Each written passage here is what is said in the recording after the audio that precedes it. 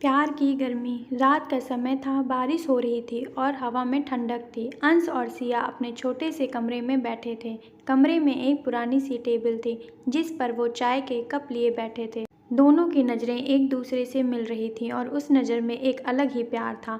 अंश और सिया का प्यार बचपन से ही पनपा था। वे एक ही स्कूल में पढ़े, एक ही मोहल्ले में पले बढ़े थे। दोस्ती से शुरू हुआ यह सफ़र धीरे धीरे प्यार में बदल गया। लेकिन जैसे जैसे समय बीतता गया, जीवन की जिम्मेदारियां बढ़ती गईं। अंश को शहर में नौकरी मिल गई और सिया गांव में अपने माता पिता के साथ रह गई।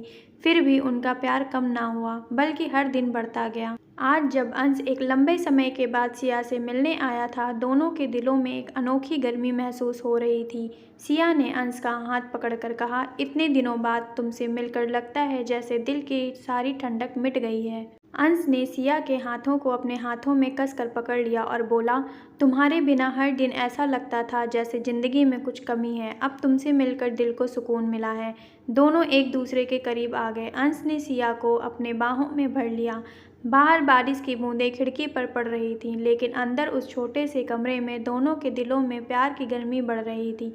वह क्षण दोनों के लिए खास था, जब ना तो समय का कोई मतलब था, ना ही दुनिया की कोई परवाह। सिया ने धीरे से अंश के कंधों पर सिर रखा और अपनी आंखें बंद कर ली। अंश ने सिया के बालों को सहलाते हुए कहा, इस पल को मैं हमेशा के लिए याद रखना चाहूँगा।